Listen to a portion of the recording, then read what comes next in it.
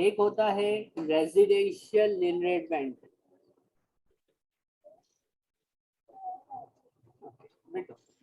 Residential nil rate band, इसकी limit fix है, ये आसान है, ये नील रेट बैंड की तरह आपको कंफ्यूज नहीं करेगा, आसान है, जो मैं कहूँ उतना याद रखना, इंशाल्लाह ये खुद ब खुद हो जाएगा। अगर डेथ स्टेट है यानी residential nil rate band lifetime IST और डेथ आईएसटी पे अप्लाई नहीं होता। क्या बोला मैंने? Residential nil rate band lifetime और डेथ आईएसटी पे अप्लाई नहीं होता, सिर्फ किस पे अप्लाई होता है? डेथ स्टेट पे अप्लाई होता है। किस पे अप्लाई होता है उबैद, दानिश? डेथ स्टेट पे सर। डेथ स्टेट पे अप्लाई होता है। सर रिपीट कर दे सर, मैं लिख लूँ एक बार। हाँ क्या कह रहे हो? सर मैं लिखना भूल गया सर, ये रिपीट कर दे। हाँ देखो, residential nil rate band lifetime IST और डेथ आईएसटी पे अप्लाई नहीं होता, सिर्फ डेथ स्टेट पे अप्लाई होता है, और उसी को मिलता है, और उसी को मिलता है जिसकी डेथ, जिसकी मौत 6 अप्रैल 2017 या इसके बाद हुई हो। जो 6 अप्रैल 2017 वाले दिन मरा या इसके बाद इस दुनिया से गया, ये रेजिडेंशियल नील रेट बैंड सिर्फ उसके लिए अवेलेबल है, क्योंकि ये इंट्रोड्यूस ही इस दिन हुआ था, इस टैक्स ईयर में हुआ था, टैक्स ईयर 17-18 में ये इंट्रोड्यूस हुआ था। इसके 6 अप्रैल 17 पे जो मरा या इसके बाद कोई मर गया तो उसको रेजिडेंशियल नील रेट बैंड मिलेगा। कब मिलेगा? डेथ स्टेट पे मिलेगा, लेकिन उसके लिए कंडीशन है कि वो अपना घर, कब मिलता है? वो अपना रेजिडेंशियल हाउस, अपना घर। देखो बैंड ये रिलीफ है ना, बैंड्स की वजह से हमारी जीसी कम हो जाती है तो टैक्स रिड्यूस हो जाता है। अगर वो अपना घर अपने डायरेक्ट डिसेंड्स के नाम करके मर जाए, अगर वो अपना घर अपने डायरेक्ट डिसेंड्स के नाम करके मर जाए तो उसको मिलेगा रेजिडेंशियल नील रेट बैंड। मरने की तारीख 6 अप्रैल 2017 या इसके ऑनवर्ड्स, इसके बाद की होनी चाहिए, और ये बैंड सिर्फ और सिर्फ डेथ स्टेट पे अप्लाई होता है। कंडीशन सारी मीट होनी चाहिए, डेथ स्टेट पे अप्लाई होगा, घर डायरेक्ट डिसेंड्स के नाम पे करके मरना चाहिए, और मौत की तारीख 6 अप्रैल 2017 हो या इसके बाद हो, तो ये अप्लाई होगा। इसकी लिमिट जो है वो क्या है? 175,000 इसकी लिमिट है, ये याद हो गया? Yes sir. डायरेक्ट डिसेंट का क्या मतलब है?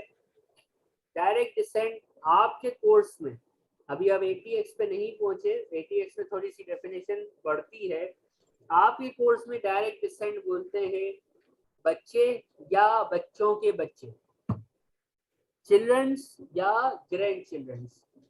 घर होगा, बच्चों के नाम या उनके बच्चों के नाम छोड़ के मरेगा, 6 अप्रैल 17 या इसके बाद मरेगा, तो रेजिडेंशियल नील रेट बैंड 1,75,000 का अवेलेबल हो जाएगा।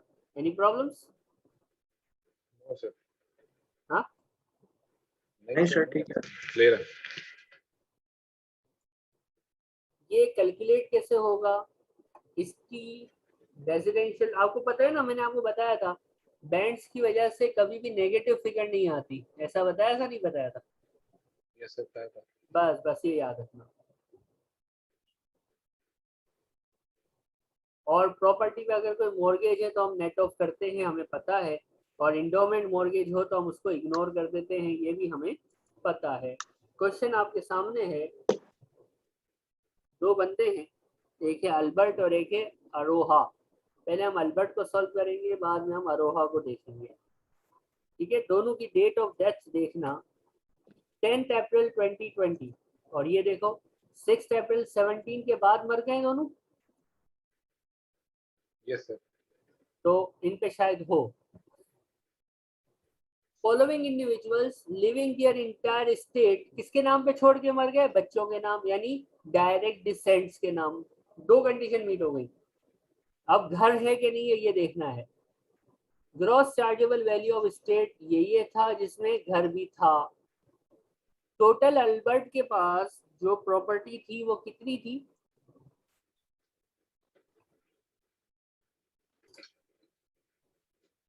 जी भाई, अल्बर्ट के पास टोटल जीसी कितनी है उसकी? 80,000. 850,000 जीसी लेना है हमने तो। अब इस पे आएंगे बैंड्स ना। अब रेजिडेंशियल नील रेट बैंड आएगा कि नहीं आएगा? नील रेट बैंड तो इसके बाद आता है। Nil rate band residential nil rate band के बाद आता है। इस बंदे को रेजिडेंशियल नील रेट बैंड मिलेगा कि नहीं मिलेगा? तो कंडीशंस याद Later, sir. कंडीशंस याद करते हैं। अप्रैल 17 के बाद मरना चाहिए। ये बंदा अप्रैल 20 में यानी 17 के बाद मर गया, इट्स फाइन। घर होना चाहिए, जीसी में एक घर का पोर्शन होना चाहिए, यानी जीसी के अंदर घर भी नजर आ रहा है। देखो लिखा हुआ है कि 8.5 लाख टोटल है जिसमें 3 लाख का घर है। तीसरी कंडीशन, बच्चों के नाम डायरेक्ट डिसेंट या ग्रैंड चिल्ड्रंस के नाम छोड़ के मरना चाहिए, तो ये डायरेक्ट बच्चों के नाम छोड़ के गया है। रेजिडेंशियल नील रेट आ जाएगा। इसकी होगी वर्किंग। इसकी वर्किंग आसान है। क्या फार्मूला है इसका? देखिए ये फार्मूला है इसका, ये रहा, नजर आ रहा है? यहाँ पे मैं इसको पेस्ट कर देता हूँ ताकि आपको आसानी रहे।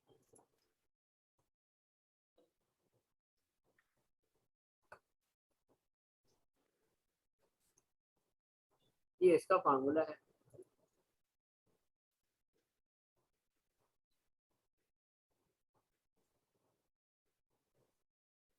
$175 या वैल्यू ऑफ रेजिडेंस।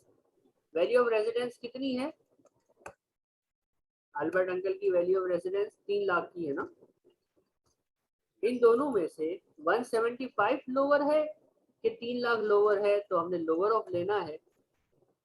175 जो है वो लोअर अमाउंट है, तो हमने 175 को सिलेक्ट किया। इधर हमने रेजिडेंशियल नील रेट बैंड 175 का माइनस कर दिया। Nil rate band tax year of death का होता है। सवाल में कोई लाइफ टाइम ट्रांसफर्स नहीं है, कोई लाइफ टाइम ट्रांसफर्स नहीं है, तो 325 जो पूरा है वो आ गया। हमारे पास टैक्सेबल अमाउंट आ जाएगी 350। टैक्सेबल अमाउंट पे IST payable on death state at the rate of 40%, 140,000 paid by children's या executors। ड्यू डेट जिस महीने मरा है उसको छोड़ के छठा महीना, तो अप्रैल छोड़ दिया, मई जून जुलाई अगस्त सितंबर अक्टूबर, 31 अक्टूबर 2020। ये है residential nil rate band. Any problems, any confusion? जी मिस्टर नहीं सर, ठीक है। अल्बर्ट कंप्लीट हो गया। अरोहा करके दिखाओगे मुझे? Yes, sir. बस रेजिडेंशियल रिलेटेड में जो बच्चे गलती करते हैं ना, वो बस ये समझ लेते हैं कि 1,75,000 का होता है। भाई ऐसा नहीं है, लोअर ऑफ होता है। लोअर ऑफ 1,75,000 या वैल्यू ऑफ रेजिडेंस में जो लोअर होगी ना, वो रेजिडेंशियल रिलेटेड होगा। कब मिलता है? डेट ऑफ डेथ को देखो, घर है कि नहीं है उसको देखो, और किसके नाम पे छोड़ के मर गया है उसको देखो। ये टॉपिक भी खत्म। अरोहा कर दीजिए। Residential related complete.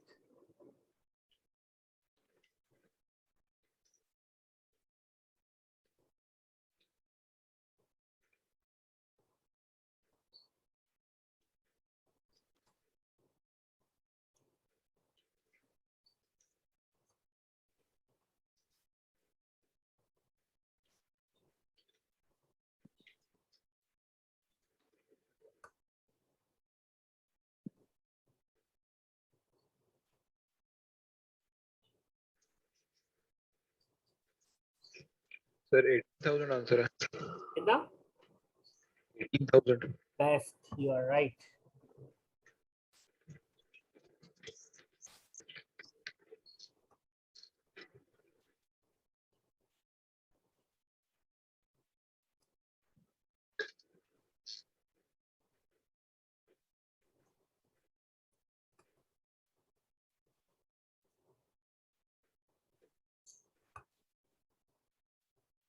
अरोहा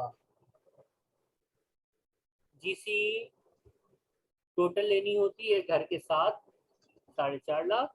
residential nil rate band की वर्किंग होगी, हमारे पास गिवन है 1,75,000 और वैल्यू ऑफ रेजिडेंस, इसकी वैल्यू ऑफ रेजिडेंस इज 80,000।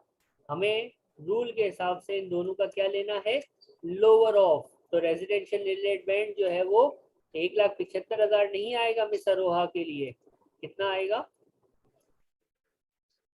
80,000 आएगा। लोअर ऑफ आएगा, तो lower of is 80,000। Yes sir. तो 80 कर दिया मैंने, कोई लाइफ टाइम ट्रांसफर्स है नहीं, तो यही जो है वो 3,25,000 ही हमारा रहेगा। क्या एनआरबी नील रेट बैंड, क्या आंसर आ जाएगा, टैक्सेबल अमाउंट क्या आ जाएगी, 45,000। 45,000 यस। और 40% टैक्स आ जाएगा इसका, 18,000 आपने बताया था, और बच्चे देंगे और डेट आपको मैंने लिख दी। ये रेजिडेंशियल नील रेट बैंड है। Any problems? सर बस सॉल्व करो एक मिनट। हाँ हाँ बस इनहेरिटेंस टैक्स खत्म सर। जी, बस एक आखिरी चीज, यानी ये छोटे छोटे टुकड़े हैं जो कि आपने किट अकल में ना वो दिखाई थी ना, यस सर। तो अब अगर सिर्फ किट करके कोई बंदा पेपर में चला जाए तो उस बेचारे का क्या होगा, सत्यानाश। यही मसला है। मैं हमेशा से कहता हूँ, ये सिर्फ F6 के लिए नहीं कह रहा मैं, आप माशाल्लाह भी F7 देंगे, F9 देंगे, मैं कैलकुलेशन से पेपर की बात करता हूँ। किट इंपॉर्टेंट टॉपिक्स, किट कुछ मुश्किल क्वेश्चंस को लेके बनाई जाती है। किट 100% एग्जाम सिलेबस पे नहीं होती, लेकिन जिस तरह का अब आपका पैटर्न ऑफ एग्जाम है ना, section A, section B, section C, examiner के पास चॉइस ही चॉइस है।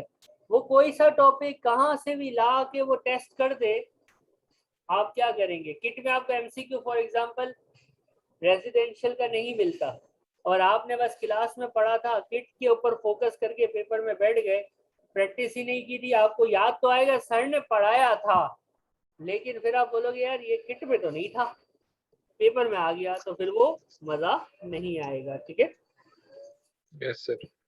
Okay sir. भैया यस सर, हो गया। जी ये सर है हो गया। एक क्वेश्चन, अबाहा, अबहा क्या नाम, हाँ नाम है। मुझे इसका आंसर चाहिए। रेट आपको याद है नील रेट बैंड क्या होता है, जी सर याद है। जिंदगी में नील रेट बैंड पे खराब हुई भी हमारी आईएसटी के अंदर है ही नील रेट बैंड सारा। तो अब हस्बैंड और वाइफ, ये आखिरी टॉपिक है इस चैप्टर का, और ये चैप्टर खत्म, इनहेरिटेंस टैक्स का टॉपिक खत्म। ये एक क्वेश्चन मैं कराऊंगा, एक आप करेंगे, ये खत्म हो जाएगा। बस ये बताना है कि नील रेट बैंड अब हस्बैंड ने यूज नहीं करा, हस्बैंड के पास नील रेट बैंड अनयूज्ड है, क्योंकि हस्बैंड ने किसी को गिफ्ट नहीं किया होगा लाइफ के अंदर फॉर एग्जांपल। वाइफ का अपना नील रेट बैंड है, हस्बैंड का अपना नील रेट बैंड है। तो क्या ये स्पाउस या सिविल पार्टनर, मैं जब भी बोलता हूँ स्पाउस तो इसमें सिविल पार्टनर ऑटोमेटिकली होता है, क्या ये nil rate band inter transferable हैं। जैसे कि आपको याद हो personal allowance transfer between spouse, marriage allowance के नाम पे हमने एक टॉपिक पढ़ा था शुरू में। तो जिस तरह पर्सनल अलाउंस आपस में ट्रांसफर, वो किस तरह से था वो एक अलग टॉपिक है, वो वहां पढ़ चुके हैं। तो उसी को यूं समझो कि नील रेट बैंड भी आपस में क्या होता है, अनयूज्ड हो ना, अगर नील रेट बैंड एक स्पाउस का, तो वो दूसरे स्पाउस को ट्रांसफर हो सकता है। लेकिन ये कैसे ट्रांसफर होगा, बस एक क्वेश्चन अगर ये वाला समझ आ गया तो आपको ये टॉपिक आ जाएगा, ये कोई मुश्किल नहीं है। विंस्टन डाइड, कब मरा?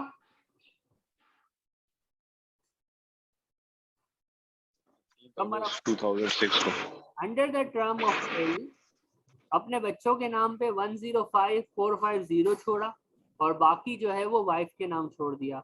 बीवी भी मर गई, लेकिन शोहर देखें बेचारा 2006 में मर गया, बीवी जीती रही, टेंशन ही कोई नहीं, 2021 में जाके वो लुढ़की है। ठीक है, नील रेडमेंड जो शोहर साहब का था वो था 285,000। आप क्वेश्चन में देख रहे हैं मिस्टर विल्सन ने क्या अपनी जिंदगी में कोई लाइफ टाइम ट्रांसफर किए हैं?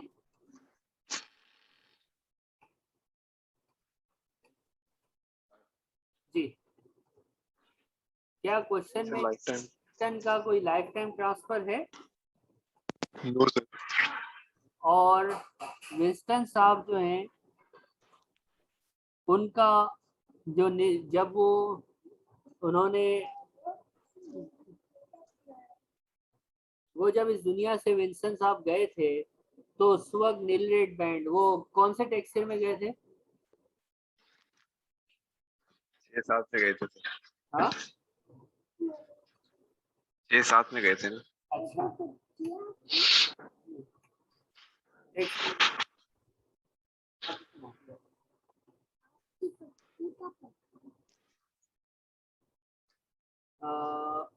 285,000 था ना। टेक्सचर है ये 67, दानिश ने हमें बताया, विच इज अनयूज्ड। यहाँ तक कोई मसला है? नहीं सर। अब which is unused by ये मेरा सवाल समझो, आप मैथमेटिशियंस हो, मैथ्स आपको आती है, ये आप मुझे करके देंगे। which is unused by how much? By full amount. Nil rate band होगा इसके पास? Yes sir. 285 का ना। इसके अपने एसेट्स जो हैं वो कितने के थे?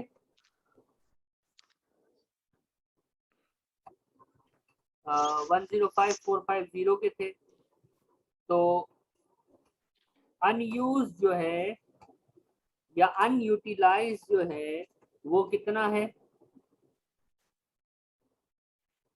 यानी इसके अपने एसेट्स थे जो नील रेड बैंड में कंज्यूम हो गए होंगे, 179550। वो 105 के थे। तो अनयूज कितना रहा? 17 कितना का? 179550। 179550, 179550। ये हमने वर्किंग भी कर दी। जी उबैद, कोई इशू है अभी तक? ये 105450 वाला अमाउंट समझा दो थोड़ा सा। क्वेश्चन में देखो, अगर मैं आपसे कहूं इसको यूं करो कि मिस्टर विंसन है, उनकी जीसीई जो है वो कितनी है? 105450, ठीक है, जो इसने अपने बच्चों के नाम पे छोड़ा है ना। बीवी वाली तो एग्जाम जी। थे, वो हटा दी। नील रेड बैंड आएगा। नील रेड बैंड उस साल कितना था जिस साल इसकी डेथ हुई थी? टेक्सचर ऑफ डेथ आता है ना। तो ये अच्छा सर, ठीक है ठीक है, ये ठीक हो हो गया गया। 0। लेकिन नील रेड बैंड की अमाउंट ज्यादा थी, इसकी स्टेट की वैल्यू कम थी, तो नील रेड बैंड एक्स्ट्रा था। नील रेड बैंड एक्स्ट्रा था। आज तक हमने इसको इस पॉइंट ऑफ व्यू से नहीं देखा था। आज तक हम सिर्फ ये कहते थे कि टैक्सेबल अमाउंट 0 हो जाती है, टैक्सेबल अमाउंट नेगेटिव में नहीं होती। लेकिन टैक्सेबल अमाउंट 0 होने का मतलब ये होता है कि आपकी इनकम इस तरह नहीं बोलते हम इधर, आपकी जीसीई जो है वो कम है, आपकी चार्जेबल अमाउंट कम है और आपको रिलीफ बैंड जो आपको अवेलेबल है वो ज्यादा है। तो अब यहाँ पे अब उल्टा देख रहे हैं। उल्टा कैसे देख रहे हैं कि भाई कितने से आपका बैंड ज्यादा था? तो 179550 आ गया। कोई मसला? नहीं सर, ठीक है। अब मैं आपसे एक बात पूछूंगा, ये वर्ड माना जरा ध्यान से सुनो। Which is how much, which is, इसको मैं नीचे लिखता हूँ वरना वो हो जाएगा। which is X percentage of available nil rate band. ये कितने परसेंट है? सवाल समझ रहे हो कि अनयूटिलाइज या अनयूज्ड 179550 है, जो कितने परसेंट है? अब यहाँ पे देख लो, ये मैथ्स है, मैथ्स। यहाँ पे देखें, इसको अवेलेबल कितना था भाई? ये। अनयूटिलाइज कितना है? ये। तो इसको अगर परसेंटेज फॉर्म में निकालना हो तो कैसे निकालोगे? उसको डिवाइड कर दो तो इसको किससे डिवाइड कर दो भाई? अनयूज्ड को एनआरबी से डिवाइड कर दो। 9550 डिवाइड कर दूंगा मैं अवेलेबल जो था 285 से, मल्टीप्लाई 100, तो 63% ना 63% 63% अनयूज्ड है। कितना परसेंट अनयूज्ड है 63 उबैद? 63% सर, ठीक है। कोई मसला? No sir. अब मैं पूछ रहा हूँ आपसे, अब ये तो कर लिया हमने, अब जो वाइफ है फ्लोरेंस, वो कब मरी?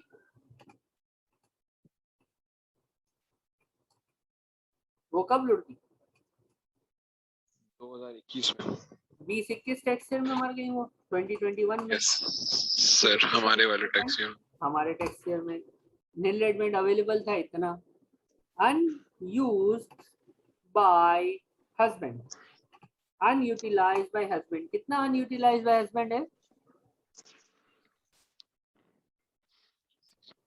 लेकिन 179550 जी उबैद, अनयूटिलाइज्ड बाय हस्बैंड कितना है?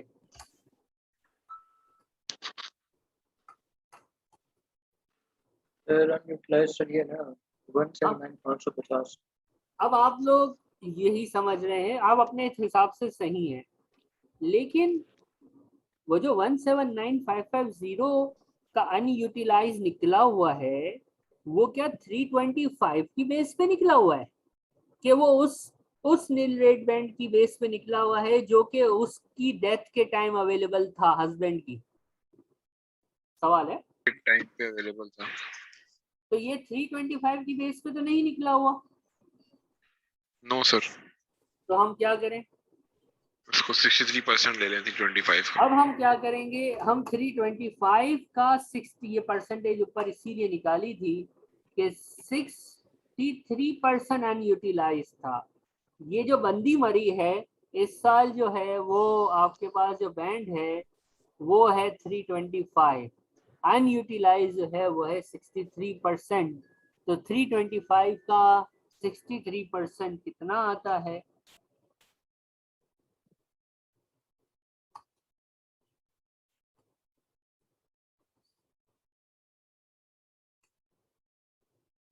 $204,750. Nil rate band available for Florence is 529,750. ठीक है।